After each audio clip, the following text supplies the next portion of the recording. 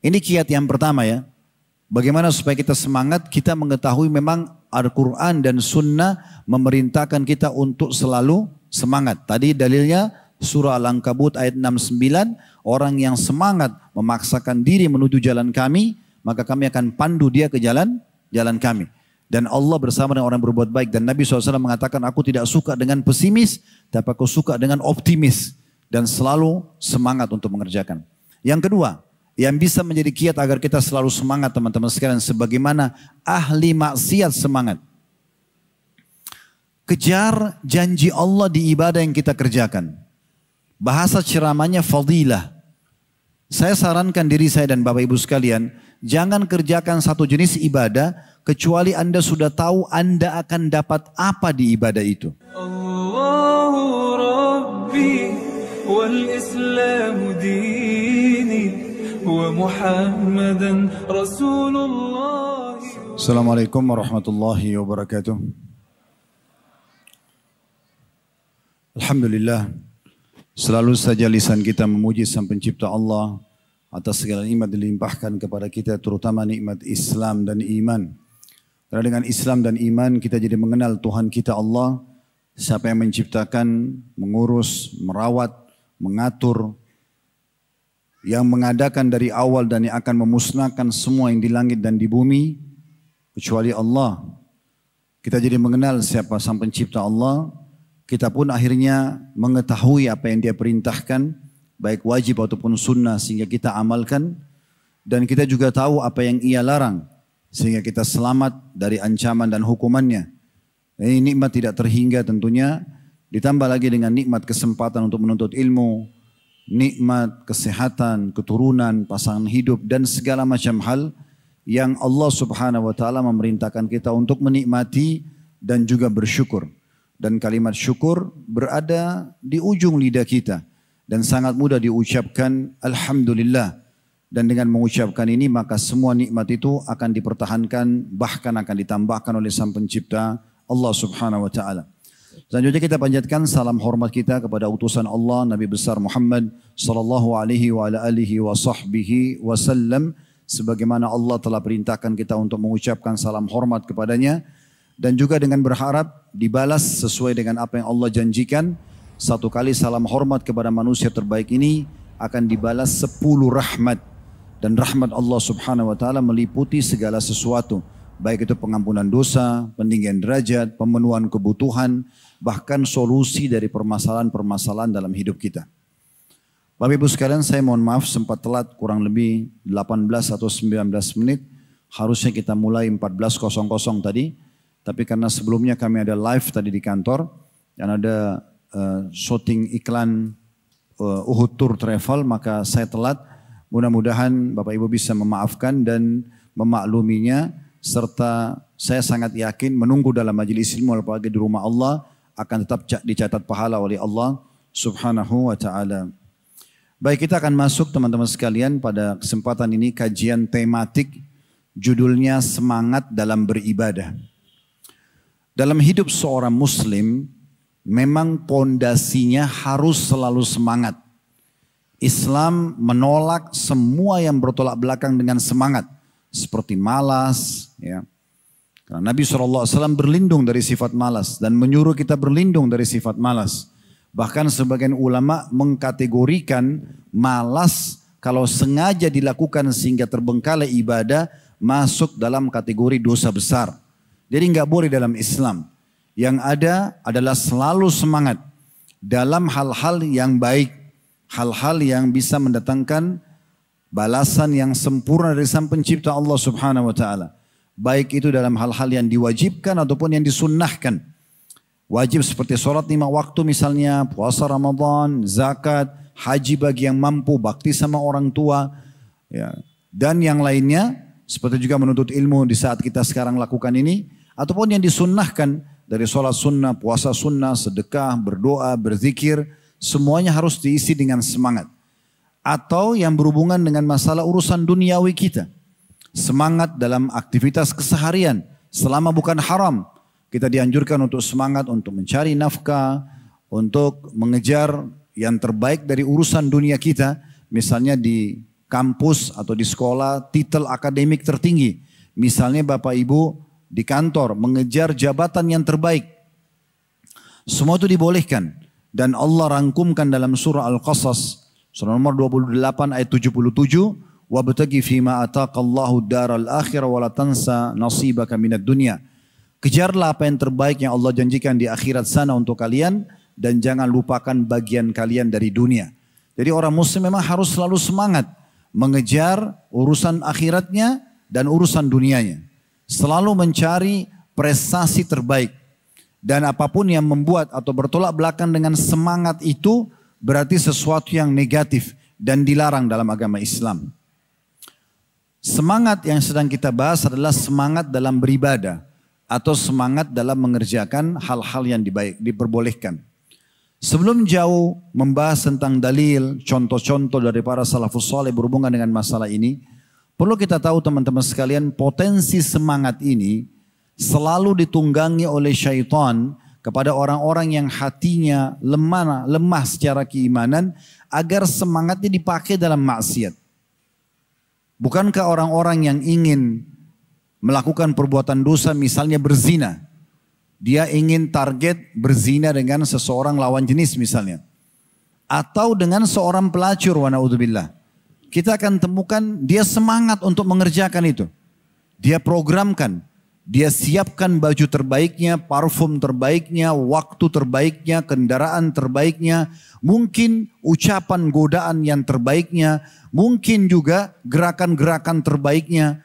Semua dia lakukan dengan semangat untuk mencapai satu perbuatan dosa. Bukankah orang-orang yang mau mencuri semangat untuk mengatur strategi pencurian tersebut supaya dia berhasil? Rumah mana yang dia jadikan sebagai target, siapa yang dia jadikan sebagai target, jenis harta apa yang dia mau curi, waktu mana yang tepat, strategi apa yang membuat dia bisa selamat dari kerumunan massal misalnya, atau kerumunan massa yang akan memergoki dia misalnya. Atau mungkin kalau dia ketangkap bagaimana dia bisa lepas dari jerat hukum. Dia semangat untuk melakukan perbuatan tersebut. Bukankah orang-orang kafir, mereka pada saat keluar ke perang Badar, lokasi Badar jauh sekali jaraknya. Di tahun 2 Hijriah, di tanggal 15 Ramadan, mereka keluar dengan 1.000 orang pasukan dari Mekah ke Badar. Ini jauh sekali. Jauh sekali lokasinya. Kalau sekarang ini Mekah ke Badar itu kalau saya tidak salah ya, sekitar mungkin 3 jam dengan kendaraan. Atau bahkan bisa sampai 4 jam dengan kendaraan bermotor kayak kita sekarang, bus ataupun mobil misalnya, ya. Zaman dulu itu mereka kalau jalan sendiri dengan kuda bisa memakan sehari atau 2 hari. 2 hari perjalanan. Kalau pasukan itu bisa 3-4 hari karena pasukan cukup besar. Tapi pasukan kafir Quraisy dengan semangatnya keluar dari Mekah untuk memerangi Allah dan Rasulnya. Memerangi Islam. Mereka dengan semangat lakukan itu. Tapi semangatnya salah tempat. Ditunggangi oleh syaitan untuk justru memerangi kebenaran. Mereka keluar dari Mekah ke Madinah, jaraknya lebih jauh lagi. Bisa 6 jam berkendaraan motor kayak kita sekarang. Mungkin bisa ya sepekan, 5-6 hari baru bisa sampai dari Mekah ke Madinah kalau pasukan besar. Tapi mereka keluar di tanggal 16 Syawal tahun 3 Hijriah menuju ke Madinah di lokasi Uhud untuk memerangi muslimin. Mereka keluar di perang Khandak atau Ahzab di tahun 5 Hijriah dengan 10.000 pasukan. Kalau di Badar 1.000 pasukan, di Uhud 3.000 pasukan, di Khandak 10.000 pasukan. Saking banyaknya gabungan suku-suku yang membenci Islam pada saat itu, Allah sebut dengan pasukan Ahzab. Jamak daripada hizib artinya kelompok-kelompok. Dan Allah namakan satu surah untuk mengenang peperangan itu dikenal dengan surah Al-Ahzab. Surah nomor 33. Menceritakan bagaimana semangatnya mereka mengepung Madinah selama 43 hari hanya untuk memerangi muslimin. Walaupun mereka kalah. Tapi mereka semangat lakukan itu. Mereka semangat lakukan itu. Di perang Hunain, bagaimana suku Hawazim yang keluar dari Taif dengan 12.000 pasukan, 10.000 pasukan siap untuk memerangi muslimin. Yang akhirnya juga dimenangkan oleh muslimin. Ya. Begitu seterusnya, mereka semangat dalam melakukan perbuatan-perbuatan dosanya. Karena ditunggangi oleh syaitan. Oleh karena itu, kita sebagai orang yang beriman harusnya justru menggunakan potensi semangat yang sudah Allah kasih ini. Dan tadi di awal sudah saya jelaskan adalah bagian daripada agama kita untuk kita gunakan dalam hal-hal yang positif. Harus selalu semangat dalam ibadah, kebaikan-kebaikan. Selalu tekan diri kita agar selalu semangat mengejar dari kebaikan kepada kebaikan yang lain. Dan ini tentu banyak sebabnya atau caranya, triknya untuk menuju ke sana. Yang pertama teman-teman sekalian, agar kita semangat ini, kita harus cari tahu apakah memang dalam agama kita dianjurkan untuk semangat dalam mengejar ibadah ini. Jawabannya iya. Coba Anda lihat, buka surah Al-Ankabut ayat terakhir dari surah Al-Ankabut. Allah Subhanahu wa taala menyebutkan di dalam ayat ini tentang bagaimana agar umat Islam selalu semangat, dan orang yang semangat melakukan ibadah akan Allah mudahkan dia. Allah sebutkan di ayat 69-nya surah Al-Ankabut, "Walladzina jahadu fina lanahdiyannahum subulana wa innallaha lama'al muhsinin." Dan orang-orang yang berjihad, berusaha, semangat untuk mencari keridhaan kami, mengejar apa yang Allah janjikan, mengejar apa yang Allah akan berikan sebagai balasan dari amal-amal yang dia kerjakan, benar-benar akan kami tunjukkan kepada mereka jalan-jalan kami. Kami akan mudahkan menuju ke jalan-jalan kami. Dan sungguhnya Allah benar-benar selalu bersama, memberikan kemudahan, memberikan balasan maksimal, memberikan pertolongan bagi orang yang mau berbuat kebaikan.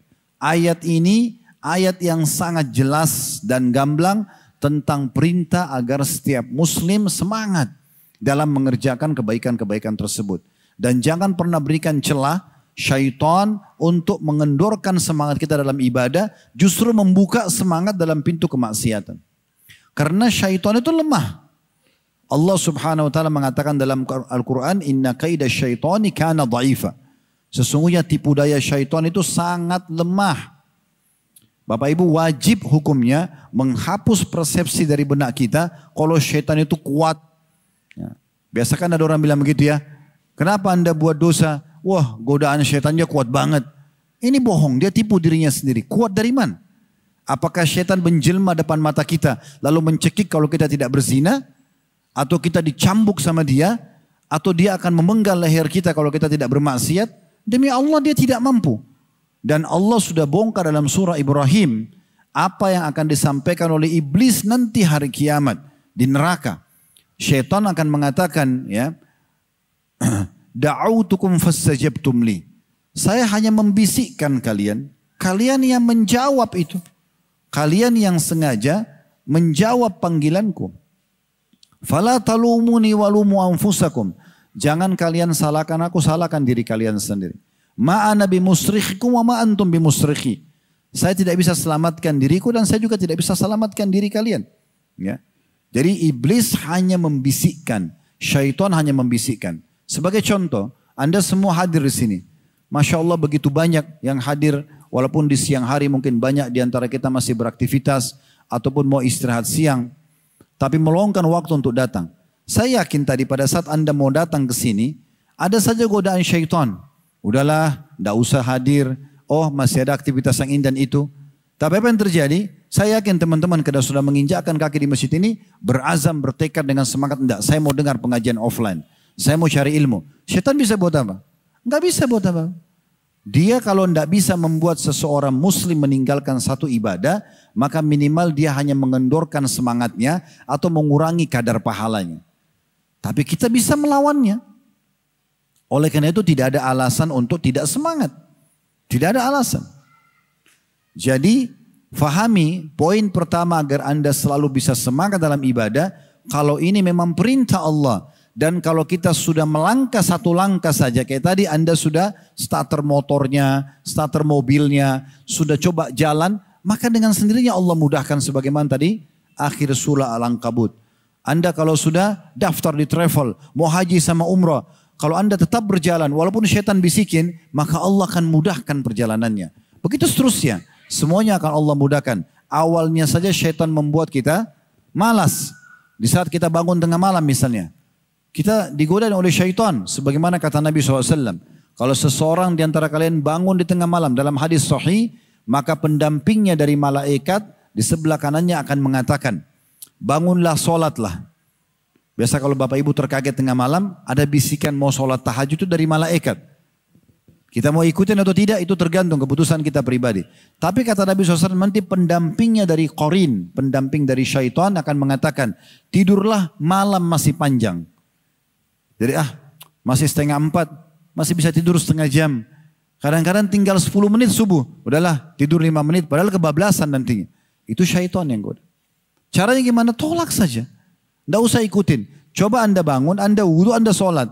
Maka kalau kita sudah melangkah kamar mandi untuk wudu, berat tapi lama-lama jadi ringan dan Allah akan mudahkan. Nah itu yang dimaksud dalam surah Al-Ankabut tadi di ayat terakhirnya. Jadi bisa kita lakukan itu. Itu dari ayat Al-Quran surah Al-Ankabut. Kalau dari hadis Nabi SAW, beliau melarang, beliau menolak buat diri beliau sifat pesimis, putus asa, merasa tidak mampu, dan juga mengajak umatnya untuk menolak itu. Dan beliau mengatakan, aku sangat tidak menyukai pesimis. Wa uhibbul fa'la. Dan aku sangat suka dengan kalimat ya optimis. Semangat. Saya bisa, saya mampu, saya akan lakukan, saya akan berusaha. Begitu orang Islam. Selama teman-teman sekalian nyawa belum dicabut ya, oleh Allah SWT, walaupun di akhir hidup tetap lakukan ibadah. Sudah pernah dengar Umar bin Khattab radhiyallahu anhu pada saat beliau sholat ditusuk oleh Abu Lu'lu, dan tusukannya ini luar biasa. Di punggung sebelah kiri beliau atau sebelah kanan ditusuk ya dengan pisau yang sangat tajam sampai tembus ke depan. Waktu tabibnya mengecek, disuruh Umar bin Khattab minum susu, keluar dari dua sisi susu itu karena lubangnya sangat dalam. Dan masa dulu tidak ada operasi kayak kita. Ini sudah bisa membawa pada kematian. Jadi saking parahnya lukanya, sampai Umar bin Khattab pingsan. Waktu beliau pingsan, di sebelahnya ada Ali bin Abi Thalib yang pada saat itu tentu jadi sahabat dan penasihat beliau sekaligus mertuanya. Karena di akhir hidup Umar menikah dengan anaknya Ali bin Abi Thalib yang bernama Ummul Kalthum.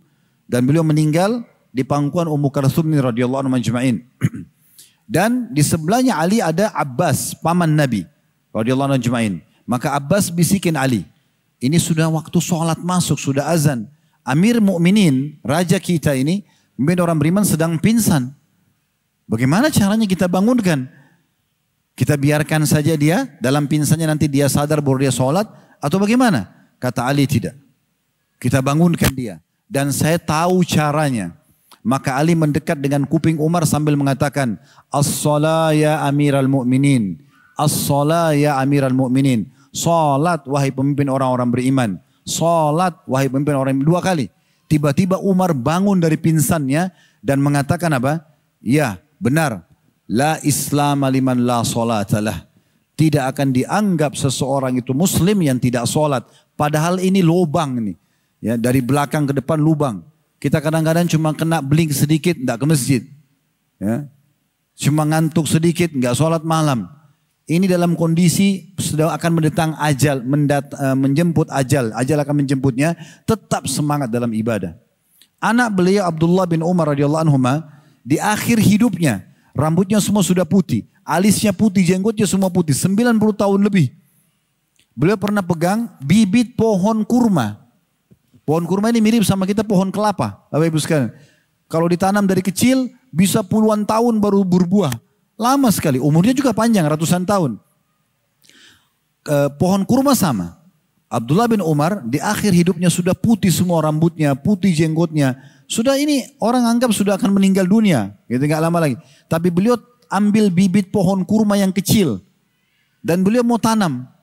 Waktu itu murid-muridnya datang lalu mengatakan, wahai Abdullah bin Umar. Maaf kami mau bertanya.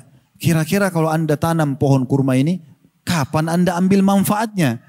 Cuma mereka nggak mau enak, mereka nggak enak bilang anda ini sudah tua sekali nanti mungkin meninggal sebelum berbuah. Mereka cuma mengatakan kapan akan anda ambil manfaatnya. Apa kata beliau dengan semangatnya ya? Beliau mengatakan kalau aku tidak bisa mengambil manfaat darinya, dari buah-buahannya nanti, maka akan diambil manfaat oleh orang setelahku. Kalau aku meninggal, ini berbuah, mereka ambil, aku akan dapat pahalanya. Karena Nabi SAW mengatakan tidak ada seorang muslim yang menanam sebuah tanaman, pohon. Kemudian mengambil manfaat dari pohon tersebut, manusia, jin, hewan-hewan, serangga. Daunnya bernaung, makan, ambil daunnya, ambil buahnya, atau bernaung di bawah naungan pohon tersebut. Kecuali akan menjadi pahala bagi penanam pohon tersebut. Lihat bagaimana Islam mengajarkan kepada penganutnya untuk selalu semangat dalam kebaikan. Dan Nabi SAW juga bersabda, kalau seandainya kalian tahu esok terjadi kiamat, dan di tangan kalian ada bibit tanaman, tetap tancapkan. Besok kiamat, kita udah tahu ini, kita tanam besok juga hancur loh. Tapi kalau sudah di tangan, maka tancapkan. Tidak ada kata-kata terlambat bagi seorang muslim. Selama ajal belum datang, isi dengan kebaikan-kebaikan. Ingat teman-teman sekalian, yang kita akan sesali nanti di hari kiamat, justru peluang-peluang ibadah yang kita sia-siakan. Itu akan kita sesali sekali. Di hari kiamat itu, di hari penyesalan, salah satu nama hari kiamat adalah hari penyesalan. Akan ada 3 golongan orang yang menyesal. Golongan pertama ini sudah kita tahu semuanya. Orang kafir, orang munafik, orang musyrik yang akan kekal di api neraka. Karena mereka kekal. Nanti mereka nyesal tuh. Ini sudah kita tahu semua, pasti akan menyesal, gitu kan? Dan Allah sebutkan dalam banyak ayat Al-Quran tentang penyesalan mereka. Golongan kedua, usatul mu'minin. Orang mukmin yang banyak dosanya. Orang mukmin yang banyak dosanya. Karena terlalu banyak dosanya, sampai timbangan dosa lebih berat daripada amal solehnya. Nah ini menyebabkan mereka harus masuk neraka dulu. Disiksa dulu. Allahu alam berapa lama disiksa. Di situ mereka menyesal. Coba dulu saya tobat ya.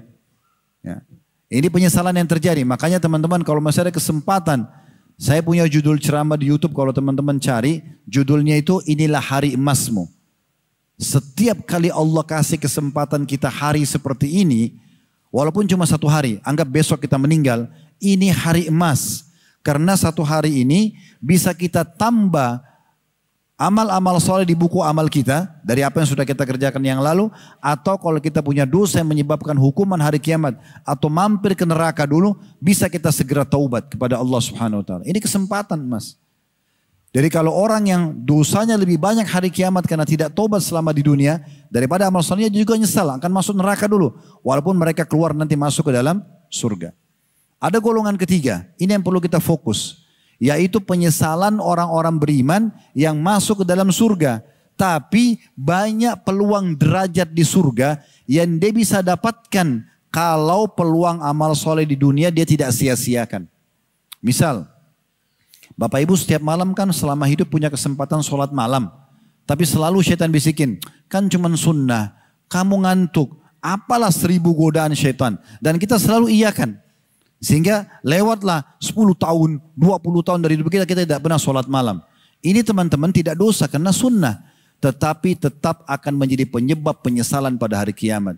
Kita di akhirat sana nanti, di surga pada saat masuk, kita tahu sebenarnya nanti pada saat itu. Oh kalau selama 10 tahun itu saya sholat malam, walaupun cuma 2 rakaat, derajat saya di sana loh, bukan di sini. Walaupun di sini sudah sangat bagus fasilitasnya. Apa kata Nabi SAW? Nanti kalian di surga, pada saat beliau lagi jalan dengan para sahabatnya dan langit malam hari lagi terang, bintang-bintang gemerlapan. Kata Nabi SAW, demi zat yang jiwaku dalam genggamai, maksudnya demi Allah, nanti kalian di istana surga kalian, seperti kalian di bumi ini melihat bintang-bintang itu. Artinya ada orang di surga derajatnya tinggi sekali. Kalian di bumi, itu mereka seperti di langit, di bintang-bintang itu. Jaraknya mungkin ribuan tahun. Cuma lihat cahaya yang bergemerlapan. Kata para sahabat, ya Rasulullah, apa maksudnya kita sampai tidak tahu bagaimana istananya, bagaimana fasilitas, kita tidak tahu. Karena jauhnya jaraknya. Tapi sama-sama di surga. Kata para sahabat, ya Rasulullah, apakah itu istana para nabi-nabi? Kata Nabi SAW, tidak. Tapi istana yang Allah siapkan bagi orang-orang yang beriman kepada Allah dan para utusannya.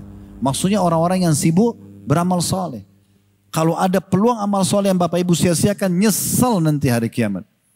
Dan yang uniknya, peluang ibadah ini kalau Bapak Ibu kendor tidak semangat, sekali luput, maka akan luput selamanya.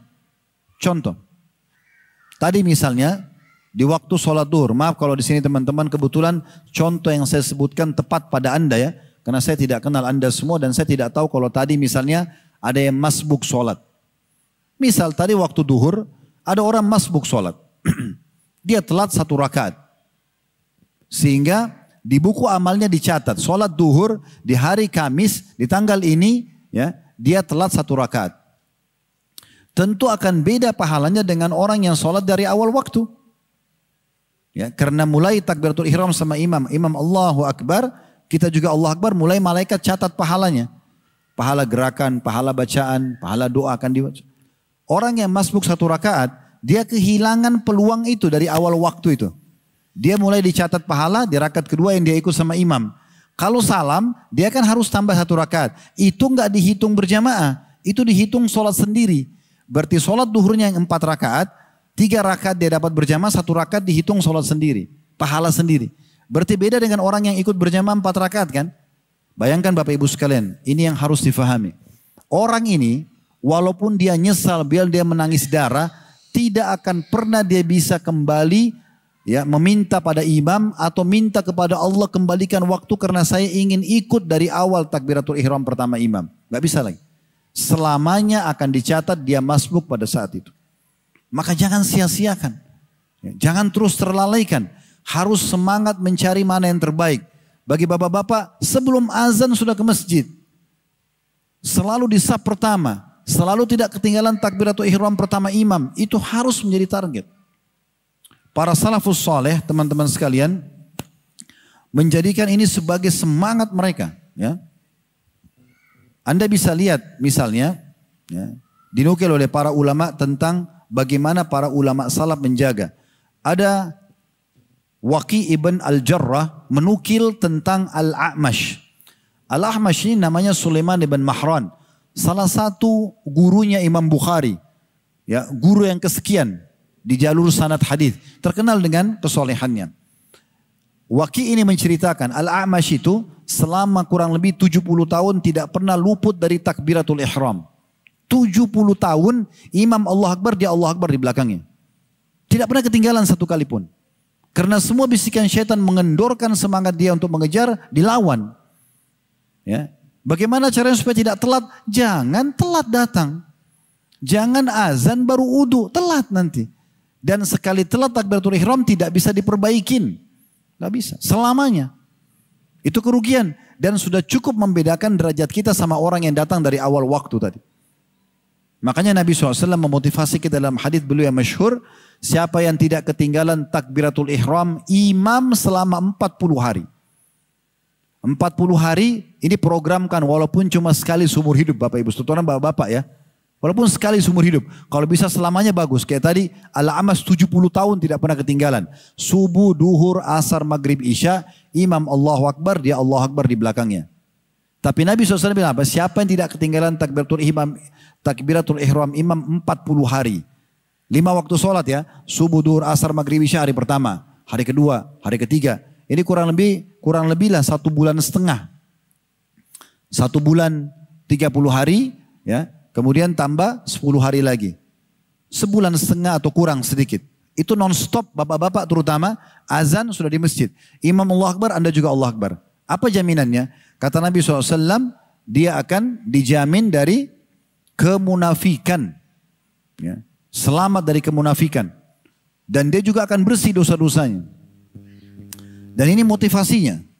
Disebutkan dinukil dari seseorang juga Al-Qadi Taqiyuddin Sulaiman bin Hamzah Al-Maqdisi rahimahullah. Beliau berkata, aku tidaklah pernah sholat fardu sendirian kecuali 2 kali. Dan ketika aku sholat sendirian, aku merasa seakan-akan aku tidak sholat. Jadi umurnya beliau puluhan tahun. Di atas 80 tahun. Selama mulai dari balik sampai akhir hidupnya, itu hanya 2 kali tidak sholat dengan imam.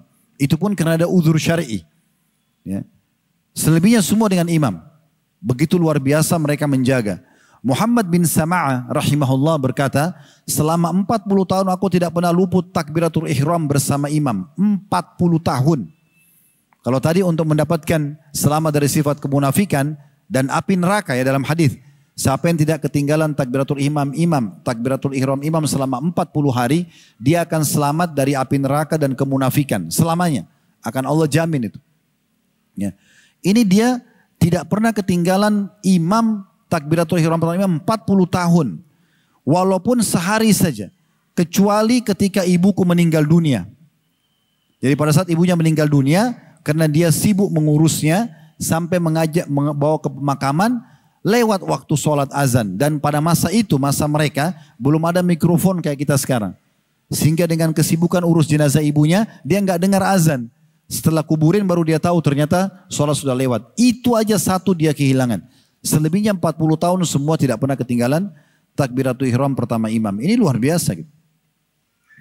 Dinukil juga Sa'id bin Musayyib rahimahullah. Ini ulama tabi'in yang masyhur, terkenal dengan kesolehannya. Orang-orang di Irak itu kalau merasa imannya lemah, biasa ketemu sama beliau. Karena nasihatnya sangat menyentuh secara keimanan. Orang ini ya disebutkan bahwasanya selama 40 tahun tidaklah dikumandangkan azan melainkan beliau sudah berada di masjid. Dan dinukil dari muridnya, ya, salah satu muridnya sehingga saya bernama Abdullah mengatakan, waktu dia dinikahkan oleh Sa'id bin Musayyib dengan anak Sa'id bin Musayyib, dia mengatakan, waktu Sa'id bin Musayyib datang ke rumah saya, maka saya heran. Saya buka pintu ternyata beliau. Karena saya belum pernah melihat selama 40 tahun. Ya, Sa'id bin Musayyib ketinggalan takbiratul ihram pertama imam. Dan itu pun beliau mengatakan tentang dirinya. Sa'id bin Musayyib mengatakan rahimahullah, saya tidak pernah ketinggalan takbiratul ihram pertama imam 40 tahun. Dan saya tidak pernah sholat kecuali di belakang imam. Maksudnya saf pertama. Asy-Syu'bi juga seorang ulama tabi'in yang masyhur, beliau mengatakan, semenjak aku masuk Islam, belum pernah aku dengarkan azan kecuali aku sudah wudu dan sudah siap langsung mengerjakan sholat. Nah, ini menandakan mereka sangat menjaganya. Dan ulama-ulama di masa-masa kita pun seperti dinukil dari Syekh bin Baz, ya, bagaimana beliau sangat terkenal. Ya, walaupun Syekh bin Baz itu matanya buta, tapi beliau tidak pernah ketinggalan takbiratul ihram pertama imam. Dan juga tidak pernah ketinggalan sholat malam. Dinukil dari anak beliau yang bernama Ahmad, beliau mengatakan, ya, semenjak saya hidup bersama ayahku, maka saya tidak pernah temukan beliau meninggalkan bangun sejam sebelum subuh untuk sholat tahajud 11 rakaat, kemudian juga sholat berjamaah di masjid. Ya. Jadi selalu saja, ya, mereka menjaga dengan semangat ibadah-ibadah tersebut. Nah, ini poin yang luar biasa dan cukup banyak tentunya teman-teman sekalian kalau kita ingin, ya, melihat bagaimana semangat mereka dalam menjaga ibadah itu. Ini kiat yang pertama, ya. Bagaimana supaya kita semangat, kita mengetahui memang Al-Quran dan Sunnah memerintahkan kita untuk selalu semangat. Tadi dalilnya surah Al-Ankabut ayat 69, orang yang semangat memaksakan diri menuju jalan kami, maka kami akan pandu dia ke jalan kami. Dan Allah bersama dengan orang yang berbuat baik. Dan Nabi SAW mengatakan, aku tidak suka dengan pesimis, tapi aku suka dengan optimis. Dan selalu semangat untuk mengerjakan. Yang kedua, yang bisa menjadi kiat agar kita selalu semangat teman-teman sekalian, sebagaimana ahli maksiat semangat. Kejar janji Allah di ibadah yang kita kerjakan. Bahasa ceramahnya fadilah. Saya sarankan diri saya dan Bapak Ibu sekalian, jangan kerjakan satu jenis ibadah kecuali Anda sudah tahu Anda akan dapat apa di ibadah itu. Baca. Handphone kita sekarang ini sudah menjadi perpustakaan berjalan. Allah sudah mudahkan, Google bisa menyiapkan buat kita. Ketik saja. Misalnya Anda ingin rajin sholat malam. Mulai nanti malam saya mau bertekad, setelah dengar ceramah saya mau mulai sholat malam sampai ajal saya datang. Gimana caranya semangatnya? Jangan lupa. Ini poin yang kedua. Poin pertama, kita tahu kalau Allah memang perintahkan kita untuk semangat ibadah. Yang kedua, kita mencari tahu tentang janji Allah di ibadah itu. Ketik di Google, keutamaan sholat malam. Akan banyak artikel-artikel ditulis oleh para ulama dan dai kita tentang keutamaan sholat malam. Anda ketik di Instagram, di Facebook sekarang, di TikTok, ya, cukup banyak cuplikan ceramah para ustadz-ustadz yang memotivasi tentang keutamaan sholat malam misalnya. Jadi kalau Anda tahu, oh ternyata sholat malam kalau saya kerjakan saya akan dapat 1, 2, 3, 4, 5, maka kita akan selalu ingin mengejar itu. Dan puncak ibadah seorang muslim kepada Allah di saat dia mengerjakan tepat waktu dan tepat gerakan serta diikuti dengan mengejar janji Allah di situ. Kalau Anda tanya, Ustadz, boleh nggak saya sholat malam supaya doa saya diijabah? Loh, memang targetnya sholat malam itu, Bapak Ibu sekalian. Karena dikatakan dalam hadis, kalau tertinggal sepertiga malam, Allah turun ke langit bumi dan Allah sengaja bertanya kepada para malaikatnya. Ada enggak hamba-hambaku yang malam ini bangun, dia minta pertolongan, saya tolong. Dia punya hajat, saya penuhi. Dia memohon ampun, saya maafkan. Berarti kalau kita bangun untuk mengejar 3 hal ini, untuk menyampaikan keluh kesah kita kepada Allah, menyampaikan hajat kita kepada Allah, memohon maaf atas kesalahan kita, maka itu target, salah satu target utama dari sholat malam. Ketahui kita akan dapat itu. Dan ini akan membuat kita konsisten nanti, istiqomah dalam mengerjakan sholat malam itu. Tarik dalam semua kegiatan. Bapak Ibu ingin rajin bersedekah. Kayaknya saya masih malas sedekah nih Ustaz. Gimana caranya supaya saya lebih semangat bersedekah? Supaya saya tidak selalu dibisikin syaitan ragu dengan kemiskinan. Sementara Allah SWT mengatakan dalam Al-Quran. Ya, Asyaitonu ya'idukumul faqara wa ya'murukum bil fahsya. Dalam bab sedekah. Anda bisa baca surah Al-Baqarah surah nomor 2 ayat 161 sampai 174. Itu bicara tentang sedekah semua. Di antara salah satu ayat di situ dari 161 sampai 174 dalam surah Al-Baqarah Allah mengatakan itu, syaitan dalam bab sedekah ini menjanjikan kalian ya kemiskinan dengan sedekah. Dan Allah menjanjikan kalian pengampunan dan rezeki yang luas dengan sedekah itu. Yang mana kita pilih? Setiap lewat kota amal kayaknya masih ada keperluan lebih penting. Setiap ada orang miskin minta, kayaknya dia masih kuat nih cari orang lain. Saudaraku, mungkin itu kesempatan sedekah terakhir. Mungkin setelah orang miskin itu pergi, kotak amal itu lewat, terus ajal kita datang. Itu mungkin amal terakhir. Kenapa masih nyari peluang lain, depan mata sudah ada? Itu bisikan syaitan. Atau sengaja bisikan syaitan kalau dia tidak bisa menahan kita untuk bersedekah, dia meminta kita atau mengajak kita untuk mencari jumlah yang paling sedikit. Di kantong ada uang 5.000, ada 10.000, ada 50.000, ada 100.000. Kalau Anda mau niat sedekah 100.000, syaitan akan beratkan tuh. Udahlah 5.000 aja cukup, kan yang lain masih banyak kebutuhan. Padahal untuk memberikan di jalan Allah harus yang terbesar, yang terbaik. Allah Subhanahu wa taala mengatakan dalam surah Saba, surah nomor 34 ayat 39, "Wa ma anfaqtum min syai'in fahuwa yukhlifu." Yang kalian infakkan pasti dia akan ganti. Maka jangan ragu. Nabi SAW mengatakan kepada Asma binti Abi Bakar radhiyallahu anhuma, la tuki fayukillahu alaiki. Jangan kau perhitungan di jalan Allah, nanti Allah perhitungan juga sama kamu. Kotak amal lewat, ditaruh 2.000 rupiah, 2.000-nya tua lagi. Sudah gitu minta sama Allah kesehatan, kekuatan, keselamatan, kekayaan, 2.000 rupiah, tua lagi. Gitu kan. Gimana caranya? Berikan yang terbaik. Dan dalam bab ini, teman-teman supaya kita semangat untuk mengerjakan sedekah, perlu tanamkan di benak kita poin pentingnya. Ini yang difahami oleh para sahabat, para tabi'in, ulama-ulama salaf sebelum kita. Bahwasanya bab sedekah ini, yang butuh terhadap sedekah adalah pemilik harta, bukan orang miskin. Yang butuh dengan sedekah, justru kita pemilik harta. Kalau tidak ada orang yang bisa kita sedekahin, kita dapat pahala sedekah di mana? Justru kita yang butuh. Orang miskin yang kita kasih 50.000 atau 100.000 cuma dipakai untuk kebutuhan hajatnya. Tapi nilai 50.000 atau 100.000 yang kita sedekahkan itu karena perantara orang miskin tersebut akan dibawa timbangan amal kita hari kiamat. Makanya Sa'id bin Musayyib rahimahullah, seorang ulama tabi'in yang tadi sempat kita sebutkan kisahnya 40 tahun tidak pernah ketinggalan takbiratul ihram imam. Beliau teman-teman sekalian pada saat membungkus ya sedekahnya, lalu kemudian beliau bagi-bagi kepada orang miskin, habis itu beliau senyum lebar. Itu juga dinukil dari Fudail bin Iyad rahimahullah, seorang tabi'in yang lain. Mereka senyum lalu mengatakan, lihatlah sambil tunjuk orang miskin itu. Lihat orang-orang ini membawa amal kami, ketimbangan amal kami tanpa diupah sedikit pun. Secara kasat mata, dia bawa pulang baju, dia bawa pulang makanan, dia bawa pulang uang yang kita kasih, kasat mata. Dipakai sama dia, selesai. Urusannya selesai dia. Tapi kita tidak. Nilai barang yang kita kasih itu dibawa melalui perantara dia ketimbangan amal kita hari kiamat. Dan Allah tidak akan balas 10.000 rupiah dengan 10.000 angkanya di timbangan. Tidak. Karena Allah sudah sebutkan dalam Al-Quran, man ja'a bil hasanati falahu asyru amsalihha. Siapa yang mendatangkan, melakukan satu amal saleh, Allah akan lipat gandakan sampai 10 kali lipat. Dalam hadis Bukhari, ila sab'amiyya di'fin ila adhafin katsira. Bisa sampai 700 kali lipat atau kelipatan-kelipatan yang banyak. Allah akan kasih tergantung kadar keikhlasan kita.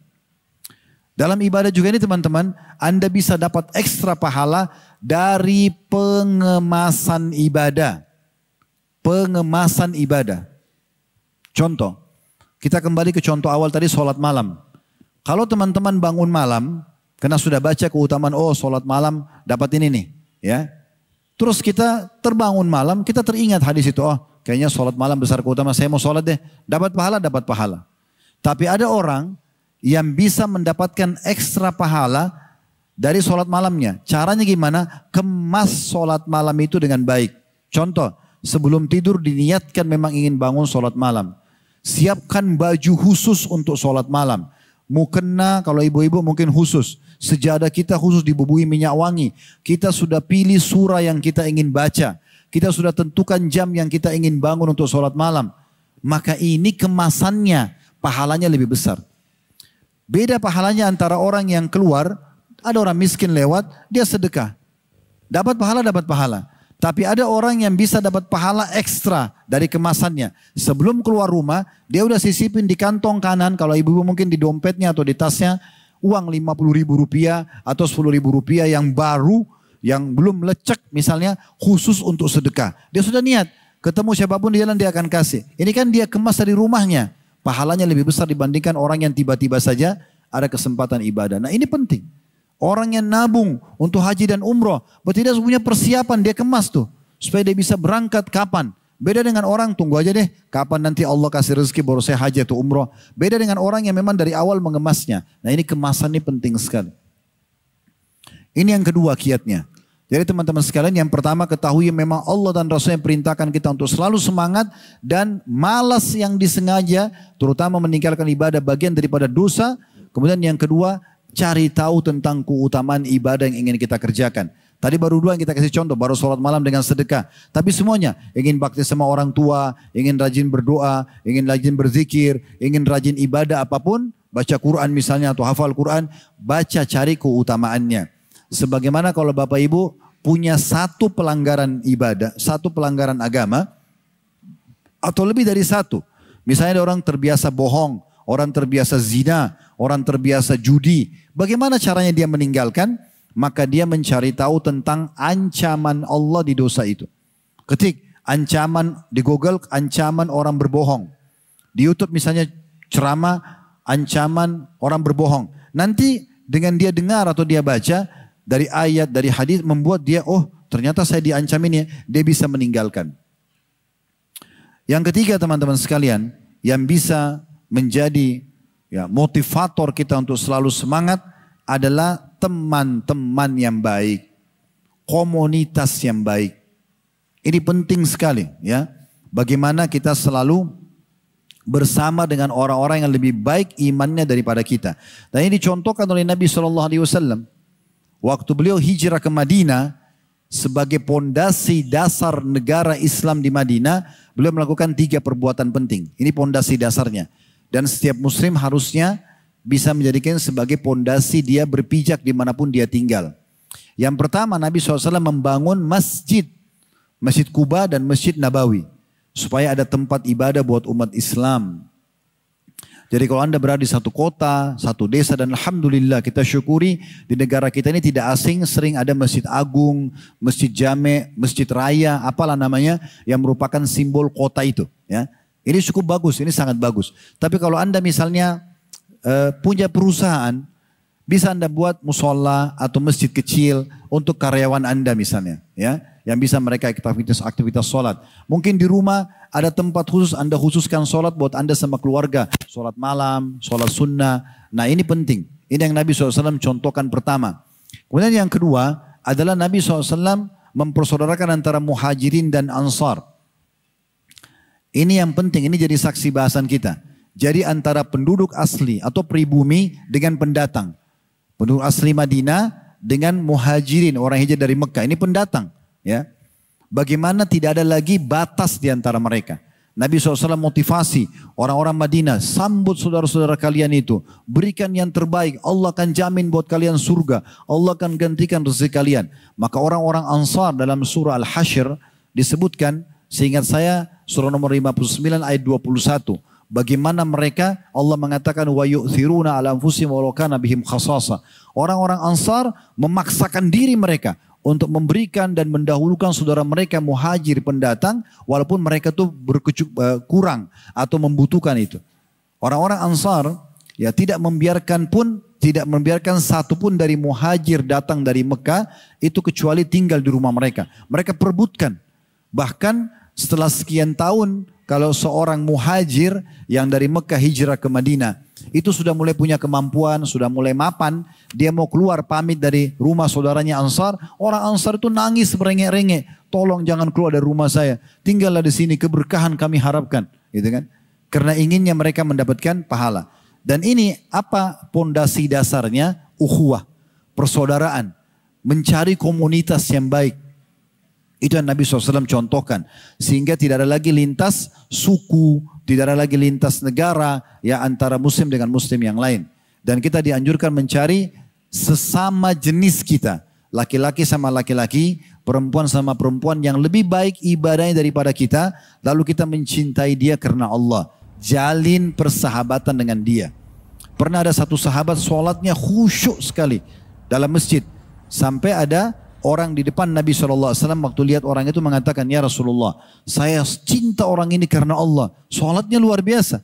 Kata Nabi SAW, kejar dia, ucapkan di depan matanya. Bilang, saya mencintai kau karena Allah. Itu sunnahnya. Kita cari siapa yang lebih sholat dari kita jadikan dia sebagai sahabat dekat kita. Sahabat dekat kita. Kita katakan, saya mencintai anda karena Allah. Nah, Nabi SAW mengatakan di antara 7 golongan yang akan dapat naungan hari kiamat tidak ada naungan kecuali naungan Allah. 2 orang yang saling mencintai karena Allah dan berpisah juga karena Allah. Ya, ini penting sekali untuk membentuk komunitas. Ya. Dan ingat sabda Nabi, karena kalau kita nanti teman-teman sekalian berteman dengan orang-orang yang lebih baik ibadahnya, pasti kita akan terpengaruh. Dia lebih rajin, dia sholat malam, kita tidak pernah sholat malam. Dia hadir setiap hari majelis ilmu, mungkin kita cuma seminggu sekali. Nanti kita akan terpengaruh dengan dia, itu tujuannya. Sebagaimana kita kalau berteman dengan ahli maksiat, kita juga bisa terpengaruh. Ya, kita berteman sama pengangguran, kita juga ikut. Memang begitu manusia. Kita berteman dengan pemabuk, maka hari pertama, hari kedua kita tidak mabuk, tapi hari ketiga kita sudah terbiasa cium baunya. Seminggu kemudian mereka mengatakan cobalah, sebulan kemudian kita bisa minum khamr. Mungkin setahun kita sudah jual khamr. Tapi kalau kita berteman dengan penghafal Quran, hari pertama, hari kedua mungkin kita belum bisa ngaji. Seminggu kita belajar, sebulan kita bisa ngaji, setahun kita bisa hafal Quran bersama mereka. Makanya Allah sebutkan dalam surah Al-Kahfi tentang masalah ini, ya. Surah nomor 18 ayat 28. Allah mengatakan kepada semua hamba-hambanya yang soleh, wasbir nafsaka ma'al ladhina yad'una rabbahum bil ghadati wal 'ashyi yuriduna wajha wa la ta'du 'aynaka anhum turidu zinatal hayatid dunya wa la tuti' man aghfalna qalbahu an dzikrina wattaba'a hawahu wa kana amruhu furuta. Yang artinya, dan bersabarlah engkau hai Muhammad dan ajak orang-orang beriman bersama dengan orang-orang yang menyeru Tuhannya, ibadah ke ibadah yang lain, dakwah ke dakwah yang lain, belajar ke belajar yang lain, gitu kan? Bersama dengan orang-orang yang menyeru Tuhannya di pagi dan senja dengan mengharapkan keridhoannya. Dan janganlah kedua matamu berpaling dari mereka karena mengharapkan perhiasan dunia. Jangan beralih dari orang-orang soleh itu, komunitas-komunitas soleh hanya karena mau mengejar dunia, proyek tertentu. Ini kan miskin-miskin nih, udah nggak usah deh. Ini yang penting sudah kenal sama-sama di masjid. Saya kalau untuk pekerjaan bergaul sama orang-orang ini yang biasa mabuk, biasa maksiat. Ini keliru. Kata Allah, jangan alihkan matamu hai Muhammad dan ajak juga orang beriman mengalihkan ke orang-orang yang bermaksiat hanya karena mengejar dunia. Jangan kamu mengikuti orang-orang yang hatinya telah kami lalaikan dari mengingat kami, serta menuruti hawa nafsunya, dan adalah keadaan itu telah melampaui batas. Nabi SAW mengingatkan dalam hadits Abu Daud dan dihasankan oleh Syekh Albani, al-mar'u atau ar-rajulu ala dini khalili. Seseorang sesuai dengan agama temannya, komunitasnya, falyanzur ahadukum may yukhalil. Maka kalian harus melihat siapa yang kalian jadikan sebagai teman kalian. Kalau kita berteman dengan orang malas ibadah, kita akan malas. Berteman sama orang semangat ibadah, maka kita akan semangat. Makanya sahabat ini menjaga sekali komunitas mereka. Mereka selalu bersama dengan orang-orang soleh. Mereka selalu melihat siapa yang lebih baik ibadahnya, lalu mereka mendekatkan diri mereka kepada ahli ibadah itu. Ya. Sampai-sampai sahabat-sahabat Nabi, teman-teman sekalian, itu kalau seseorang di antara mereka mau berpisah ya, kayak misalnya habis sholat subuh, atau duhur, atau asar, atau maghrib, atau isya. Salah satu dari waktu sholat ini. Bertemu nih. Mungkin bapak ibu sudah tetangga sama bapak yang sebelahnya. Sudah sering ketemu. Tapi para sahabat yang mereka lakukan kalau baru mau pisah. Habis sholat asar misalnya sebentar. Habis sholat asar mau berpisah masing-masing ke rumahnya. Mereka tidak pernah berpisah. Kecuali mereka saling berwasiat satu sama yang lain. Walaupun hanya membaca surah Al-Asr. Mereka mengatakan apa dalam riwayat? Ta'al nu'minu sa'ah. Ayo kita tambah iman kita sesaat yuk. Maka walaupun baca surah Al-Asr. Bismillahirrahmanirrahim. Wal asr. Demi masa hidup kalian di dunia. Innal insana lafi khusr. Manusia banyak sekali dalam keadaan rugi. Menyesal. Di dunia dan di akhirat nanti menyesal mereka. Ya. Illa alladhina amanu wa amilus salihat. Kecuali orang yang sibuk.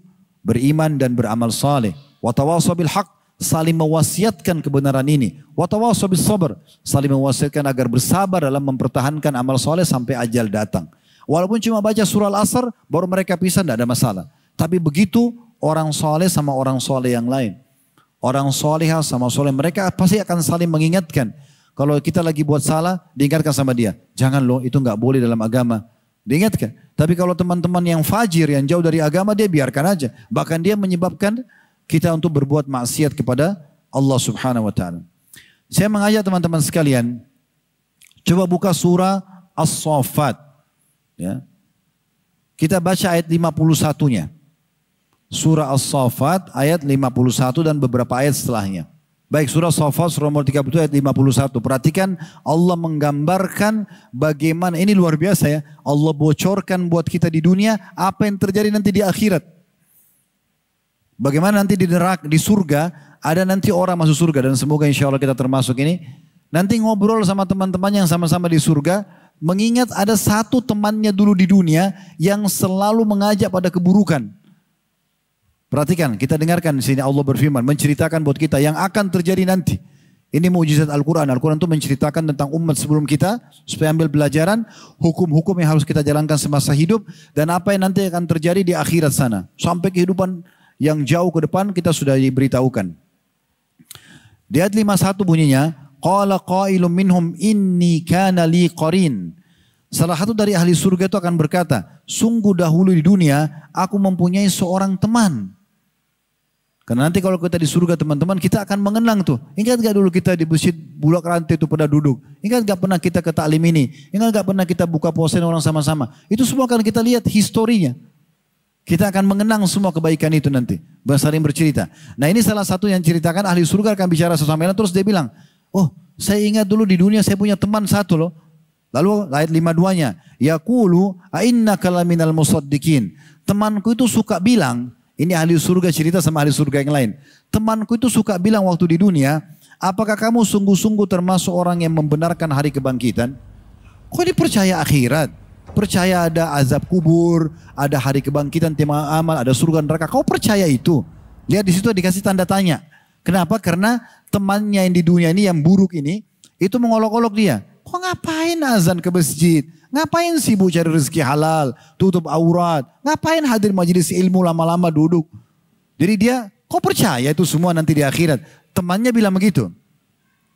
Ayat 53-nya, Aidza mitna wa kunna turaban wa idhaman inna lamadinun.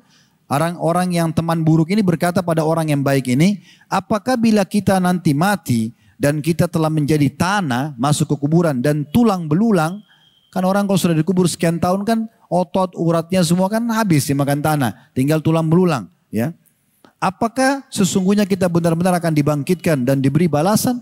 Tanda tanya. Maksudnya orang yang jahat ini, orang yang buruk ini, teman buruk selalu bilang, udahlah nggak usah percaya itu semua. Masa masuk akal, udah jadi tulang belulang lagi dibangkitkan. Nah seperti itu. Lalu ayat 54-nya. Qala hal antum muttali'un, maka dia berkata pada teman-temannya ahli surga, maukah kamu meninjau temanku itu? Ayo kita lihat yuk, cari di mana dia. Ya. Perlu Bapak Ibu tahu ya, kita nanti dari surga, ya, kita bisa melihat neraka setiap saat. Sebagian ulama ada yang menjelaskan tentang surga, di bagian belakang surga seseorang mukmin ada pintu yang dia bisa buka, dia bisa lihat neraka setiap saat. Dia bisa melihat bagaimana siksaan di sana supaya dia terus bersyukur kepada Allah, nggak masuk ke situ. Dia bisa melihat itu. Maka di sini dia ajak teman-temannya ahli surga, ayo kita cari temanku itu yuk. Di mana dia sekarang? Ayat 55-nya, fattala'a fara'ahu fi sawa'il jahim. Maka ia meninjaunya, mencari tahu temannya yang buruk itu, lalu dia melihat temannya itu di tengah-tengah neraka yang menyala-nyala, sedang disiksa.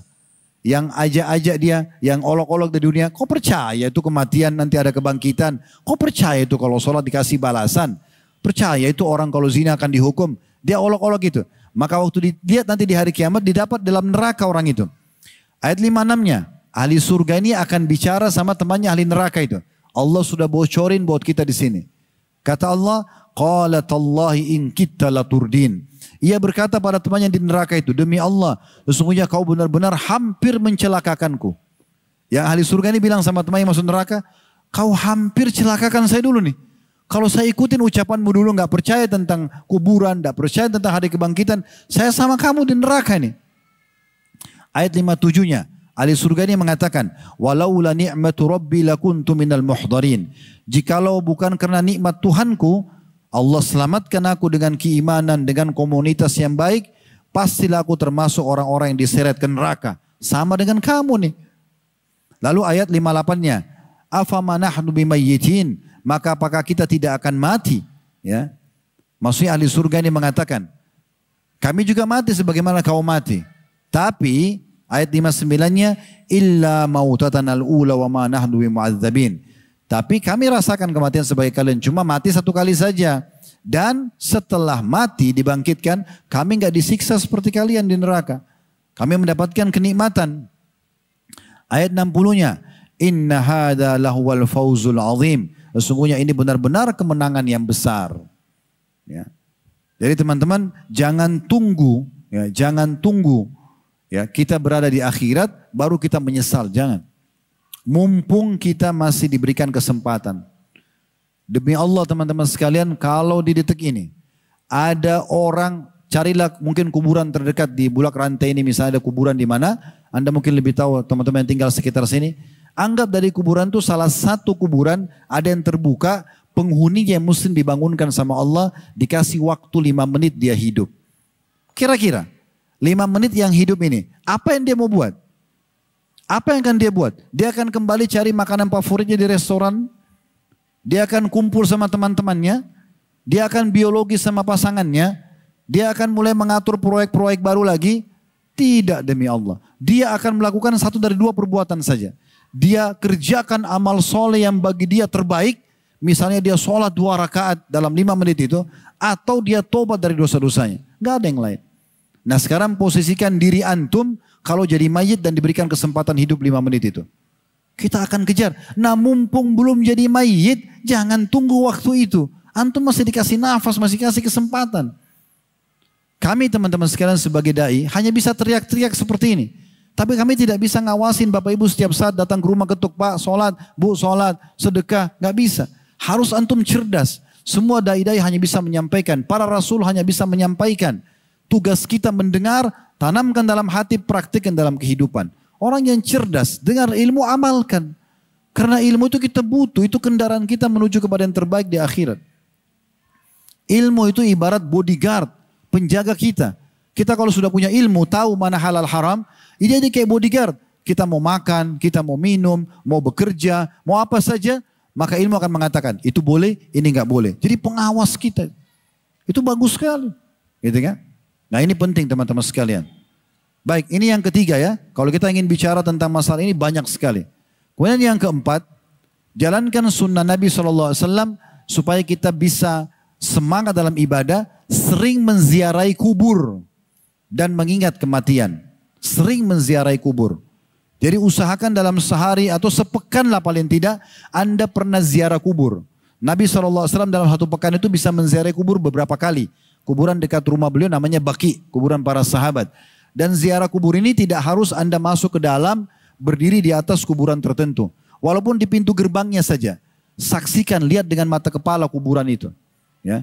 Dan ingat, di dalam kuburan itu ada orang-orang yang mungkin lebih tampan dari kita bagi laki-laki, lebih cantik dari kalau dia perempuan, lebih pintar, lebih kaya, lebih segala-gala. Tapi sudah jadi tulang belulang. Dan kita tinggal tunggu waktu menyusul mereka. Demi Allah tidak ada orang yang kekal. Allah berfirman tentang Nabi Muhammad SAW, innaka mayyitun wa innahum mayyitun. Hai Muhammad, kau pasti mati. Nabi Muhammad pasti mati. Dan mereka semua akan mati. Menyesal teman-teman sekalian kalau mati dalam kondisi masih ada kesempatan amal soleh yang kita sia-siakan. Jangan. Kesempatan emas. Kata Nabi SAW dalam hadis riwayat Tirmidzi, dan ini disahihkan oleh Syekh Albani, aktsiru dzikra hadimil lazzat, yakni al-maut.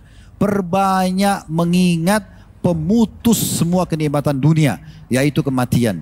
Bukan berarti Bapak Ibu, oh kalau gitu saya nggak usah pikirin kerjaan, nggak usah pikirin pendapatan. Enggak, bukan begitu. Jangan buka pintu dosa, sibuk dengan yang wajib ataupun sunnah. Minimal mubah. Tapi itu pun jangan berlebihan dalam masalah mubah. Pintu dosa tutup aja. Lalu ingat kematian supaya kita termotivasi selalu beribadah. Hasan Basri rahimahullah, beliau pernah mengantar jenazah sambil berzikir. Pas antar jenazah, beliau lagi diam tapi begitu lihat jenazah lalu zikir. Sambil ikut antar jenazah. Ada satu anak muda di sebelahnya bilang, wahai imam. Kalau imam kayak kita sekarang kiai.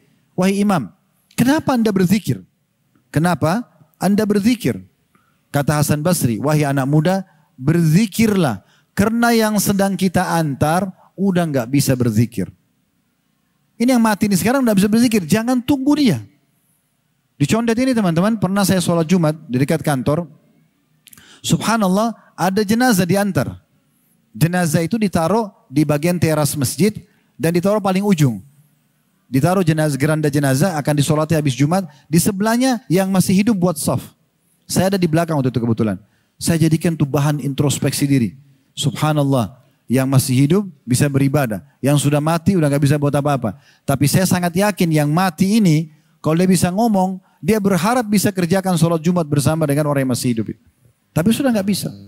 Kenapa kita tunggu masa-masa kita sudah tidak bisa beramal lagi? Penyesalan selalu di belakang. Hati-hati teman-teman, maksimalkan itu. Ya. Siapa yang suka ziarah kubur, dapat pahala ziarah kubur, dia juga akan mengingat kalau di kuburan itu dia juga akan masuk di dalamnya. Saya pernah mengadakan pelatihan teman-teman sekalian, pelatihan kematian. Saya adakan di waktu itu di kota Makassar, Tablik Akbar. Kami juga adakan di kota Padang pelatihan buat teman-teman mahasiswa di awal mereka mau masuk ke kampus. Ya. Salah satunya adalah menyebutkan tentang masalah kematian itu sebuah fakta dan akan datang pada siapapun, tidak harus orang sakit. Ya. Terbukti orang yang ada di rumah sakit, orang sakit sama para perawat dan petugas medisnya itu jumlahnya lebih sedikit daripada orang yang lalang di depan rumah sakit. Artinya yang mati dalam kondisi tidak sakit itu lebih banyak. Saya pernah buat liang lahat setelah kita sebutkan tentang kematian itu sebuah fakta, dalil-dalilnya, perkataan para ulama salaf tentang masalah itu. Saya minta panitia masjid adakan geranda, kain kafan dan gerandanya. Lalu saya minta jemaah, siapa yang siap coba menjadi jenazah 5 menit saja. Waktu itu di kota Makassar ada satu saudara kita, beliau tukang batu, bangunan. Angkat tangan, saya Ustaz. Baik silakan. Saya bilang naik di sini, di depan dekat saya. Nanti Anda baring di atas kain kafan ini. Dan setelah tidur di situ, tutup mata Anda dan bayangkan Anda sudah meninggal. Dan coba renungi semua apa yang saya ucapkan. Ada teman-teman panitia yang coba membantu. Masuklah dia duduk di atas kain kafan itu. Begitu dia tutup matanya, orangnya tiba-tiba nangis sendiri. Bapak ini tadi tiba-tiba nangis. Belum diapa-apakan nih, saya belum bicara apa-apa. Kemudian saya suruh teman-teman panitia bungkus badannya dengan kain kafan itu. Semua wajahnya yang kita buka. Semua perlengkapan jenazah kita taruh di sekitar situ. Lalu saya bilang sama dia, Pak, coba renungi. Sekarang semua hiruk-piruk suara di masjid ini yang Anda dengarkan, orang ngomong, orang mungkin ada juga ikut menangis, orang yang lagi ketawa mungkin ya, itu semua adalah orang-orang yang ada di sekitar rumah Anda di saat Anda meninggal dunia. Tapi karena Anda sudah jadi mayit, nggak bisa protes. Jangan ngomong, jangan teriak, jangan ketawa. Kita nggak bisa buat apa-apa. Bahkan panitia yang mengurus jenazah kita mau meletakkan tangan di dada, mau meletakkan tangan di perut, kita nggak bisa protes. Sudah harus ikut, gitu kan? Seperti itu. Sekarang renungi semua peluang ibadah yang Anda sia-siakan selama ini. Semua peluang. Pernah ada kesempatan sedekah, enggak sedekah. Ada orang tua tidak berbakti. Dengarkan azan, tidak jawab ke masjid. Tidak tutup aurat. Apalah segala macam. Peluang. Dan Anda menyesal. Karena Anda butuh dengan pahala itu. Saya diam berapa detik lalu saya katakan begini. Dan coba bayangkan. Semua peluang dosa yang tidak Anda sia-siakan. Setiap ada kesempatan ini, itu dibuat semua. Dan tidak sempat taubat. Sekarang Allah akan hukum Anda. Ini cuma hitungan detik ya. Pelatihan ini cuma kurang dari 5 menit satu orang. Setelah itu saya diam, kemudian dia mulai orang ini menangis terus. Setelah itu saya bilang sama panitia, tolong angkat jasadnya ke geranda mayit dan saya minta yang sedang ikut pelatihan jangan dibuka matanya. Tetap dia terbawa dengan suasana dia pribadi dengan tutup mata dan dia membayangkan dia sudah mayit. Setelah itu diangkat oleh teman-teman panitia menuju ke samping masjid, ada liang lahat kami sudah buat lalu diturunkan.